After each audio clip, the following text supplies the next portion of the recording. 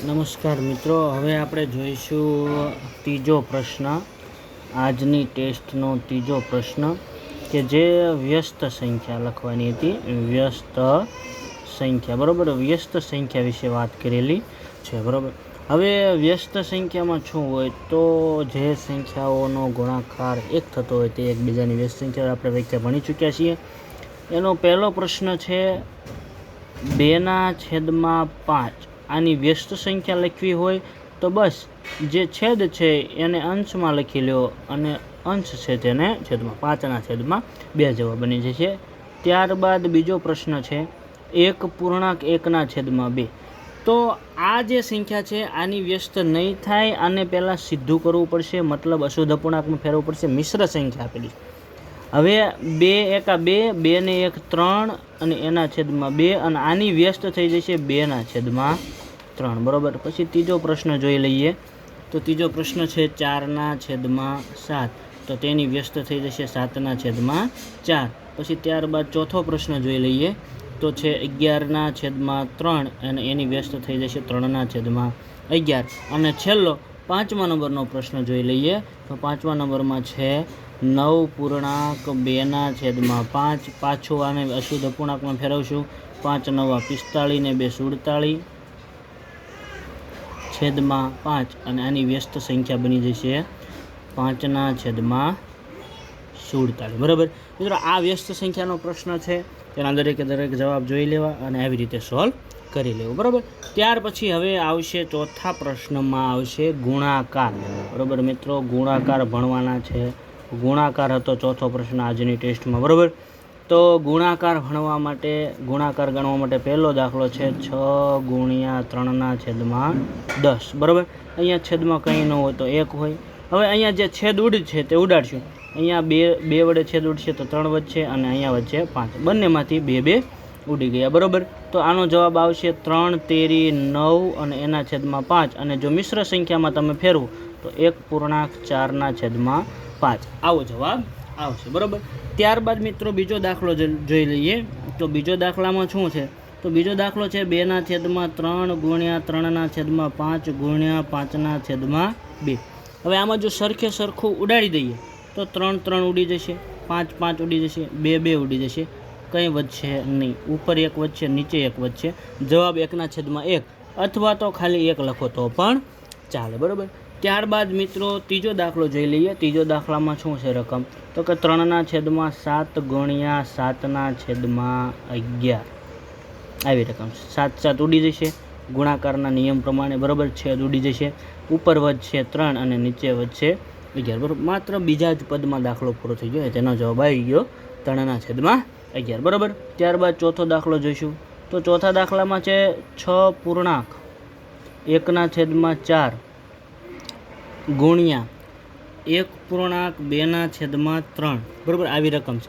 આને સીધી કરશું તો 4 × 6 = 24 1 25/4 થશે ગુણ્યા 3. અહીંયા મારી ભૂલ થાય છે. અહીંયા 3/5 છે, 1.3/5 છે, બરાબર. અહીંયા ભૂલ હતી. ચલો, 5 × 1 = 5, 5 ને 3 8/5, બરાબર. અહીંયા છેદ ઉડશે પાયો 25 અને 4 × 2 = 8, બરાબર. તો છેદમાં કંઈ નથી વધ્યું પણ અંશમાં 5 × 2 = 10 વધ્યા છે. 10/1 અથવા તો 10 જવાબ પણ ચાલે, બરાબર. હવે મિત્રો લઈ લઈશું આપણે 5મો દાખલો. 2.1/7 ગુણ્યા 1.5/16 ગુણ્યા 8/25, બરાબર. આને સીધું કરવામાં અશુદ્ધ અપૂર્ણાંકમાં ફેરવો. 7 × 14 ને 15/7 ગુણ્યા 16 × 16 ને 5 21 અને એના છેદમાં 16 ગુણ્યા 8/25, બરાબર. હવે આના છેદ ઉડાડીએ તો 7 તેરી 21 અહીંયા એક છેદ ઉડશે, 8 × 2 = 16 અહીંયા ઉડશે, બરાબર.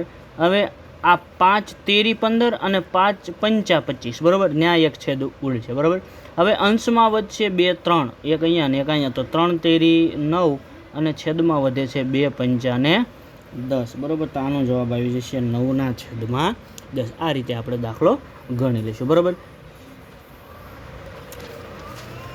ચલો ત્યારબાદ મિત્રો છેલ્લો પ્રશ્ન નંબર 5મો છે. ભાગાકારના દાખલા હતા, ભાગાકારના, અને તે એક દાખલો 3 માર્કનો હતો. બરાબર, તે દાખલાઓ જોઈ લઈએ. પહેલી રકમ છે 3/5 ભાગ્યા 3. બરાબર, હવે અહીંયા જો છેદમાં કંઈ નથી તો શું હશે? 1 હશે. 3/5 છે. બરાબર, અને ત્યારબાદ ભાગ્યા 3 છે. છેદમાં કંઈ ન હોય તો 1 હોય. ચલો હવે અહીંયા 3/5 અહીંયા ભાગાકારની જગ્યાએ ગુણાકારની નિશાની થશે, અને જે ભાગાકારની નિશાની તરત પછી જે સંખ્યા છે તેની વ્યસ્ત કરવાની. તો આ સંખ્યાની વ્યસ્ત થઈ જશે 1/3. હવે અહીંયા 3 3 ઉડી જશે અને જવાબ આવી જશે 1/5. બરાબર, આ હતો આપણો પહેલો દાખલો. ત્યારબાદ આપણે બીજો દાખલો જોઈ લઈએ. તો બીજા દાખલાની રકમ અહીંયા આપેલી છે 4/6 ભાગ્યા 1/20.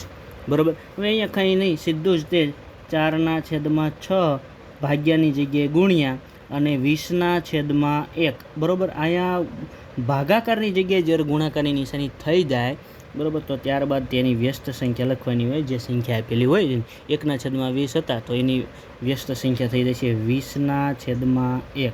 બરાબર, આ 20 લખેલા છે, 20/1. અહીંયા છેદ ઉડાડીએ તો અહીંયા 2 છેદ ઉડશે, 2 તેરી 6 અને 2 દાણ 20. બરાબર, તો 2માંથી 2 ઉડી ગયા અને બાકીનું વધ્યું. તો જવાબ આવશે એનો 4 દાણ 40/3. બરાબર, અને જો આને મિશ્ર સંખ્યામાં ફેરવીએ તો 13.1/3. બરાબર, આ રીતે મિશ્ર સંખ્યામાં ફરશે. બરાબર, ત્યારબાદ મિત્રો હવે આપણે જોઈ લઈશું ત્રીજો દાખલો. ત્રીજા દાખલાની રકમ છે 4.1/3 ભાગ્યા 5.1/5. બરાબર, ચલો આને પહેલાં અશુદ્ધ અપૂર્ણાંકમાં ફેરીએ. 3 ચોક 12 ને 1 13/3 ભાગ્યા 5 25 ને 1 26/5. બરાબર, હવે ગણતરી કરીએ તો 13/3 એમ નામ ભાગાકારની જગ્યાએ ગુણાકાર અને આનું વ્યસ્ત એટલે 5/26. 13 દુ 26 એમ છેદ ઉડી જશે. 13 દુ 26 અહીંયા છેદ ઉડી જશે. બરાબર, તો અંશમાં વધશે 5, માત્ર 5 જ વધ્યા છે, અને છેદમાં વચ્ચે 3 દુ 3 નો 2 નો ગુણાકાર 3 દુ 6. તો આપણો જવાબ બની જશે 5/6. બરાબર, હવે આગળ જોઈ લઈએ ચોથો દાખલો. તો ચોથા દાખલાની રકમ છે 4.1/6 ભાગ્યા 6.2/3. પહેલાં આને મિશ્ર સંખ્યા જે છે તેને અશુદ્ધમાં ફેરવશું. 6 ચોક 24 ને 25/6 ભાગ્યા 3 6 18 ને 2 20/3. ત્યારબાદ ગણતરી શરૂ કરીએ તો 25/6 એમ નામ ભાગ્યાની જગ્યાએ ગુણ્યા અને 3/20. 20/માં જે 3 છે તેની વ્યસ્ત બનાવી દઈશું. બરાબર, ચલો અહીં છેદ ઉડશે 3 દુ 6, એક છેદ આ ઉડી ગયો. અહીંયા ઉડશે 5 વડે છેદ, 5 5 25 અને 5 ચોક 20. બરાબર, તો હવે અહીંયા ઉપર વધશે 5 અને નીચે વધશે 2 ચોક 8. તો આનો જવાબ આવશે 5/8. બરાબર, હવે ત્યારબાદ આ ટેસ્ટનો છેલ્લો દાખલો એટલે કે 5મો દાખલો. 3.3/4 ભાગ્યા 2.13/16. બરાબર, ચલો આને સીધું કરીએ, અશુદ્ધ અપૂર્ણાંકમાં ફેરવીએ. બરાબર, તો 4 તેરી 12 ને 3 15/4 ભાગ્યા 16 દુ 32, 32 ને 13. બરાબર, તો થઈ જશે 45 અને 45/16. આ લખ્યા છે 45. બરાબર, 45/16. બરાબર, હવે આને આગળ આપણે ગણતરીમાં લઈએ તો 15/4 એમ નામ ભાગાકારની જગ્યાએ ગુણાકાર અને આ વ્યસ્ત બની જશે 16/45. અહીંયા છેદ ઉડાડશું 15 તેરી 45, 4 ચોક 16. બરાબર, ચોકે ચોકે 16 એ પ્રમાણે છેદ ઉડાડશું. તો અહીંયા અંશમાં વધશે 4 અને છેદમાં વધશે 3. જો આને મિશ્ર સંખ્યામાં ફેરવો તો 1.1/3 આવો જવાબ આવશે. કોઈ પણ જવાબ ચાલે, આ વિકલ્પ હોય તો આ જવાબ આવે અને આ વિકલ્પ હોય તો આ જવાબ આવે. બરાબર, ચલો મિત્રો, આ આજની ટેસ્ટ હતી. આ આજની ટેસ્ટનું સોલ્યુશન આવી ગયું છે 2-3 વિડીયોમાં. બરાબર, હવે આગલી ટેસ્ટ લઈશું ત્યારે આવી રીતના આપણે સોલ્યુશન મૂકી દઈશું. બરાબર, અને આ વિડીયોને તમારા મિત્રો સુધી આગળ શેર કરો અને અમારી ચેનલને સબસ્ક્રાઈબ કરો.